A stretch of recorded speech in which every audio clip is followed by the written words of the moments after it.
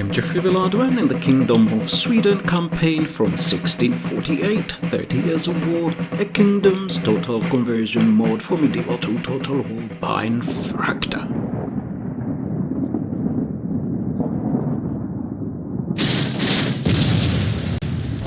The 1648 mod has just won the bronze medal as one of the classic mods for medieval to total war. It is so nice to all the modders who made it possible to see the appreciation of the community for the mod. The long and eventful summer of 1631 has passed by. We are now in October of 1631 and a pest has broken out. Let us hope it does not reach our lands. Gustavus Adolphus has defeated the Imperialists in a series of glorious battles and has captured Weimar. The construction of the Taj Mahal began at around this time. It is regarded as one of the most beautiful buildings of all time and was meant as a memorial for the Mughal king's wife who had just died. It will be completed in 1653. New units are being recruited in Saxony to strengthen the garrisons of the Saxon towns. The walls and many of the buildings of Weimar that had been damaged in the siege have been repaired. Our generals have received new supplies. The Archduchy of Austria has taken a beating and now we have parity in overall strength. One of our merchants' businesses has been acquired. The Imperialists are once again besieging Dresden. Our next campaign target will be Erfurt.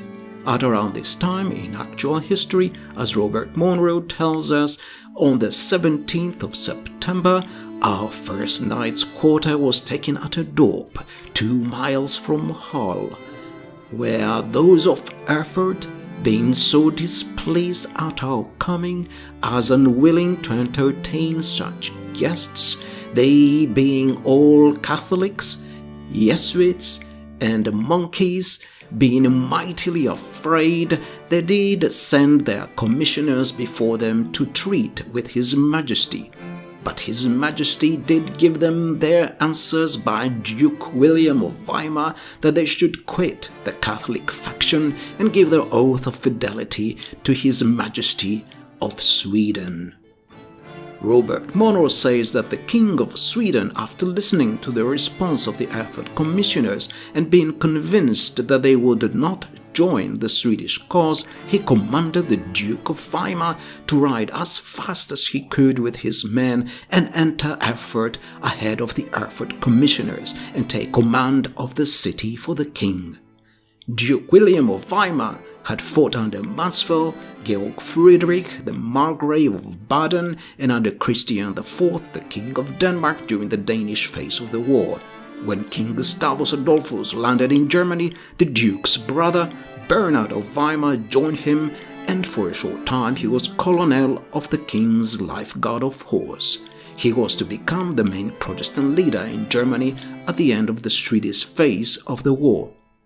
In actual history, the Duke of Weimar indeed rode as fast as he could with his men and reached Erfurt ahead of the Weimar commissioners and took the city for the King of Sweden. In this campaign we do not have the good Duke fighting for our cause, so Gustavus Adolphus marched to Erfurt in person with a small force and put it under siege himself. My king! Yes, sire! Moving to crush the enemy!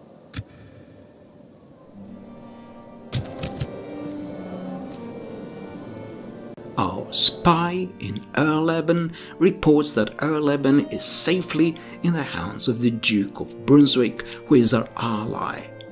There are no imperialist armies in the area. Erfurt was indeed defended by just a general with his bodyguard. The battle was auto-resolved. Erfurt fell, and our king marched into Erfurt ahead of the imperialist army coming from the east. Here is our king, with the highest possible command, dread, and authority ranks as it suits him. In the meantime, our spy has spotted an imperialist army north of Erfurt. Sire.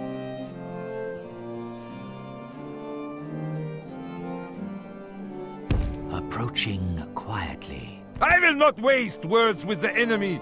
It is a very strong cavalry force, but without a general. The Kaiser wants you dead, and I'll make it happen. There is an imperialist general near Weimar, Sigismund Wolfhard, The Kaiser's finest yearn to face you in battle. and nearby there's also Ottavio Piccolomini. Then there are our armies on the River I Halle, am not fussed how we defeat our foes, mein Freund. Christian, the Duke of Brunswick-Lüneburg, with some of his generals, the King of Sweden in Erfurt, My king.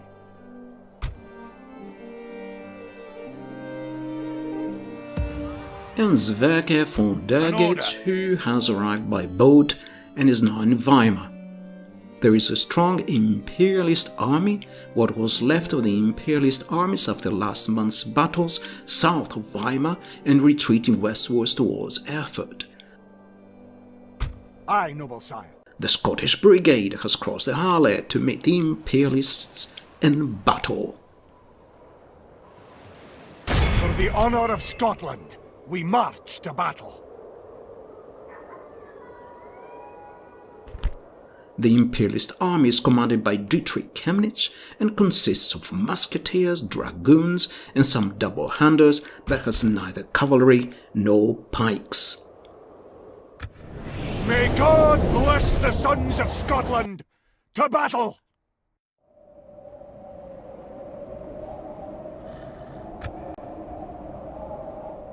So we have opted for slightly better weather for the battle. Units, await my orders!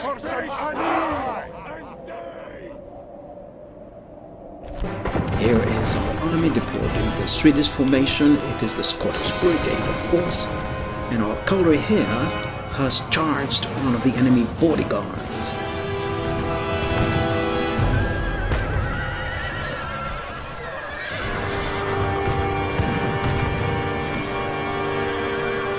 Meanwhile, we have some cuirassiers, and they are harassing the enemy dragoons on the flank. This is the nearest to cavalry the Imperialist hub. Here are our Greifenreiter, our Vulture Riders, or Attack Riders, perhaps, translated from German.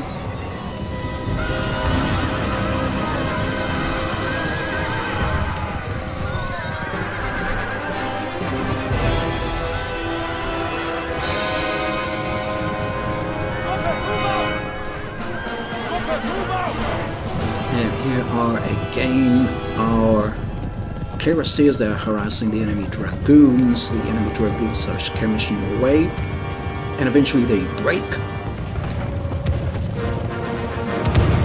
John Marquis here has charged them and takes them prisoner. The battle is very much in our favour. If we remain true and steadfast, victory will be ours. Back to our main army, our infantry.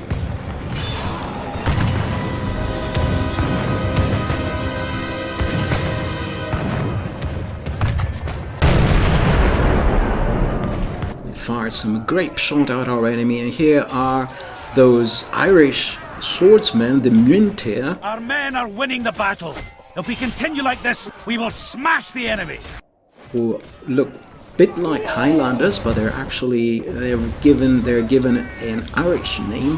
They're called the Myntir. There were some Irishmen who fought in this war. I'm not sure though on whose side they fought. These ones are fighting on the Protestant side for the King of Sweden, and they have attacked some of the enemy units. Here they have attacked some of the enemy cavalry. They've been helping the Greifenreiter, and they were counterattacked by these double-handers. And the enemy bodyguard here managed to run off, but has come back and has attacked the muleteer on the side. We've brought some pikemen, some Scottish pikemen, and they've come to help the muleteer out. And we're also firing at them with archers. And here, what's left of a company of Greifenreiter has attacked the enemy general's bodyguard. Here are some musketeers. The enemy had plenty of musketeers. So these are some of the imperialist regiments in various colors. They have come closer to our main line. They have come under fire from our men, our artillery. Here the muleteer charge them, and they jump at them as they charge them and strike them with their swords. The enemy musketeers have changed their mind. They sometimes skirmish back, they skirmish back and forth. They are being fired at by our entire line, but they are on the low ground and they cannot get a good aim or a good firing position. And so they try to get a good firing position. They come up the hill, then they are met with a hail of musket fire. They run back again without accomplishing very much. That was a cunning plan from our part. And here are those Highland archers. Only half the enemy force remains. There were, in fact, some archers who fought in this war. Not very many, but the Scots had some, and Robert Monro mentions them in his diary. Our men are winning the battle. If we continue like this, we will smash the enemy. And here the muleteer have routed these musketeers. There's the mayhem, the result of that battle between the enemy general's bodyguards and our Greifenreiters. And here are the Smaland regiment of horse, the Torts Smaland cuirassiers. They are taking prisoners as the enemy is retreating, and here they are about to charge the enemy flank. Suddenly, the entire enemy army starts to flee. They're retreating. Some of them are being routed, others are retreating in good order. Some of our pikemen are approaching. You can see them in the distance. And this had set a retreat, and our cuirassiers are taking prisoners.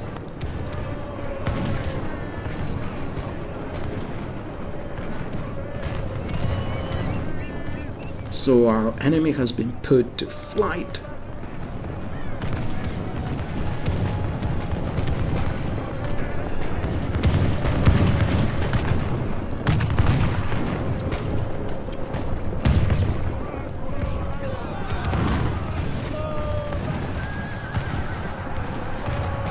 Look how our cowardly foe runs. It is time to press the attack. So the Scottish Brigade has scored another victory, another triumph, perhaps the last but not the least. A glorious victory in which John Mackes himself got involved in the fighting. Here he is. The actual commander of the Scottish Brigade was called Donald Mackes. And Robert Monro initially started as a captain, became later a major, and when he left the 30 Years' War, he was a colonel. He was injured in one of the battles, and he left, and he missed the Battle of Lutzen. The Scottish Brigade was eventually almost completely destroyed in the battles around Lutzen and after that. They fought in very many battles. They also fought in the Battle of Hatta West. Of course, they fought in the Battle of Breitenfeld. All of Christendom will be in awe of the victory we have won here today. They were involved in several attacks on some of the imperialist cities and towns. And of course, they had been involved very much in the defense of Stralsund. So, a glorious victory by the Scottish Brigade. The Scots lost 208 men. The enemy army was completely destroyed. The Imperialists do not ransom the prisoners, so they will be pressed into Swedish service.